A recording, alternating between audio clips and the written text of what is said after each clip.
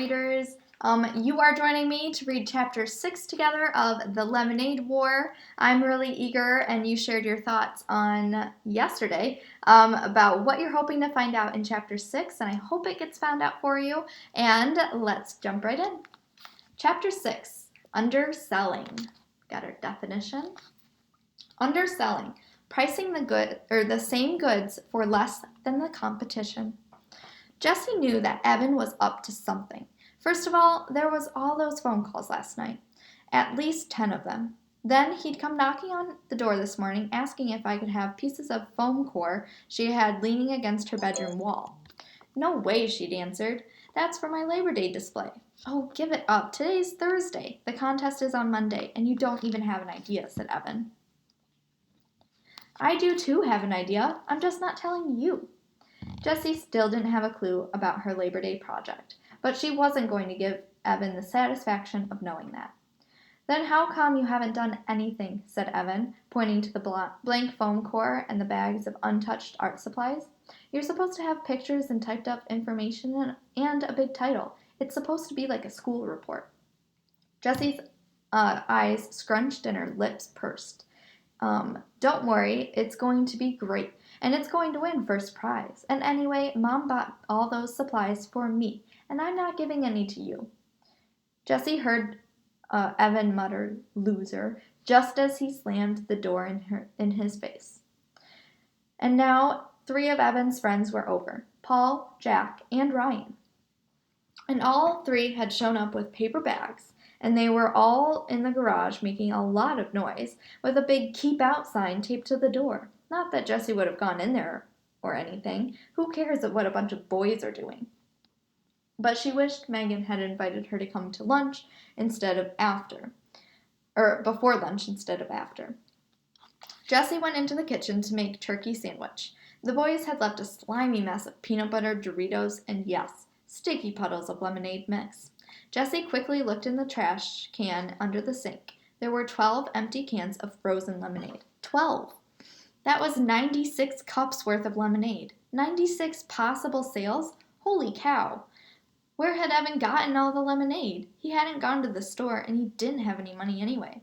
Then Jessie remembered the paper bags that Paul, Ryan, and Jack carried in. She bet the boys had all raided their freezers and brought over their stash. That didn't seem fair, she said, and she and Megan had to buy their lemonade today using the money they'd made yesterday. How were they going to stay ahead of the game if the boys had free lemonade to sell? Think, Jessie, think, she whispered to herself. She couldn't let those boys win. By the time she'd finished her lunch and cleaned up her mess, she wasn't going to lift a finger to clean up that boys' mess.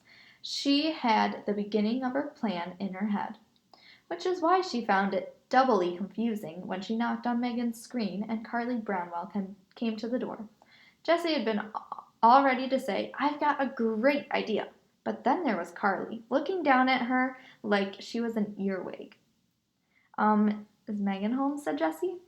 Carly didn't open the screen door as she looked left and right behind Jessie. Where's Evan? Huh? Said Jessie. Megan came running down the stairs carrying bottles of nail polish. Oh, hi, Jessie, she said, opening the door. She poked her head out and looked around. Where's Evan? He's at home. Why? Asked Jessie. Carly made a noise like a snorting hippopotamus. I thought you said he was coming, said Megan. No, I didn't, said Jessie. You said it would be fun to make lemonade stand with all 3 of us. Yeah, I said that would be fun. So, didn't he want to? Said Megan. I never asked him, said Jessie. Oh, I thought you were going to, said Megan. Then you should have said, hey, Jessie, ask Evan if he wants to make a lemonade stand tomorrow. And then I would have asked him just that. This was exactly what drove Jessie crazy about girls. They always had something halfway, then expected you to get the other half. That doesn't make sense. Let me reread that. They always said things halfway and then expected you to get the other half. And Jessie never got the other half. Carly gave Megan a look. Jessie wasn't positive what the look meant, but she was pretty sure it wasn't a nice one. That was the other thing Jessie hated about girls. They were always giving looks that contained all kinds of strange and complicated messages. Last year, in second grade, there had been 4 girls who were exchanging looks with one another: Becky Baker, Lorelei Sun, Andrea Hennessy, and Eileen Garrett. Jessie watched and knew that Evan was right. They talked without words, and they used their eyes to pass secret messages. She also she also knew they didn't like her, only because Evan had finally explained it to her over Christmas vacation. Jessie was surprised when they told her this. They laughed so much. How could they be so mean? There were 4 who started the club, the Wild Hot Jelly Beans Club, or as they called it, the WHJ Club. Becky was president, and she was always telling the others what to do. They made signs and paper buttons and membership cards. Their teacher, Mrs. Soren, didn't usually allow clubs in the classroom, but she made an exception, telling the girls, "I'll let you wear the buttons in class, but only if you let all the other kids join, if they want to." By the end of the day, every kid in class was wearing a WHJ button, even Jessie, who'd never belonged to a club before. It had seemed like Becky was being so nice to her. "That should have been your first clue," said Evan.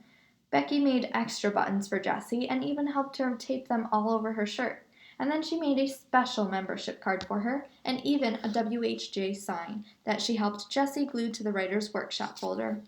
Jessie remembered all the girls laughing, and Jessie laughing too, at all those strange looks that Becky and Lorelei and Andrea and Eileen kept flashing back and forth, like secret notes passed in class that Jessie could never read. That very next day, Mrs. Soren collected all the buttons, gathered up all the membership cards, and even replaced Jessie's writer's workshop folder. "No clubs in the classroom," she said. "I made a bad choice by allowing it, even for one day." On the playground, Jessie went up to Becky. "Why is she breaking up the club?" she asked. Becky gave her a sour look. "She's been grumpy all morning." "Don't you get it? WHJ doesn't stand for Wild Hot Jelly Beans. We just said that to make Mrs. Soren fall for it. It stands for We Hate Jessie. It's the We Hate Jessie's club, and everyone in the class is a member." Jessie stared at Becky. Why did they hate her? What had she ever done to them? It didn't make any sense. So I'm going to pause right there. That was a moment that made me feel really sad for Jessie. And I think it's a moment maybe we can all empathize with, and maybe we felt some sense or another of that we didn't fit in. And Jessie is a good example of not getting too discouraged when this happens and still staying positive. But it does make me feel really sad for her that she's had to go through all of that stuff. And then Lorelei, Andrea, and Eileen had laughed, and even Becky had managed a smirky grin. "Jerks," Evan said later, when Jessie told him the whole story. "They've got rocks for brains. But Jess, you gotta stay on the lookout for girls like that." Standing in Megan's front hall, Jessie stared at Carly. Something inside her told Carly was a girl like that. "Look," said Jessie, "it doesn't matter.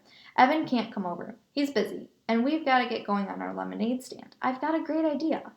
"We don't want to do a lemonade stand," said Carly. Jessie looked at Megan. It's just that." Megan fiddled with the bottles of nail polish in her hand, the same way she'd fiddled with her hand bracelets the day before.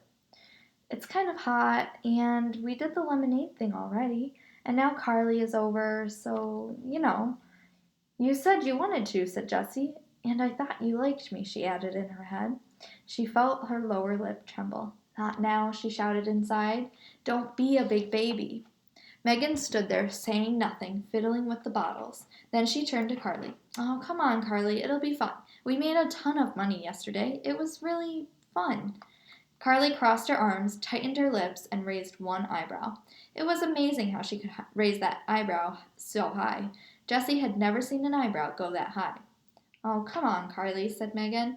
Carly didn't move a muscle. "Well, then I guess."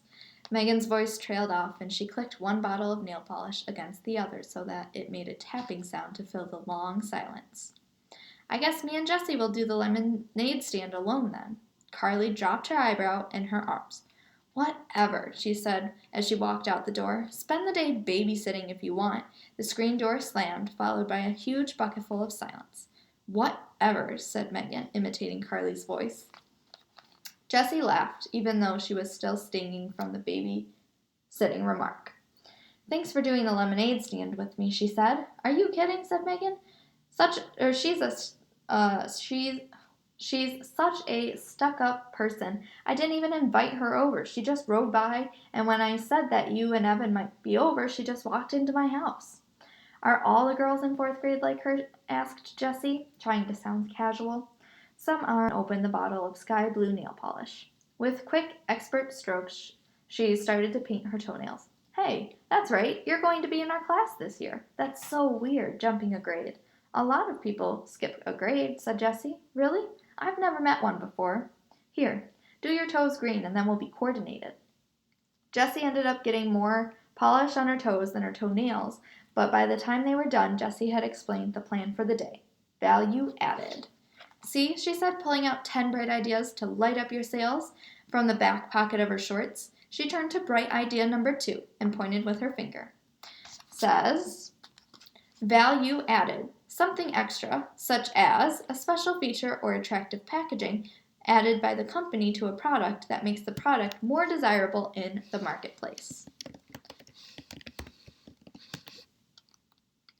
"That means we give customers something extra that they didn't expect," explained Jessie. "I mean, anyone can go home and mix up their own batch of lemonade, right?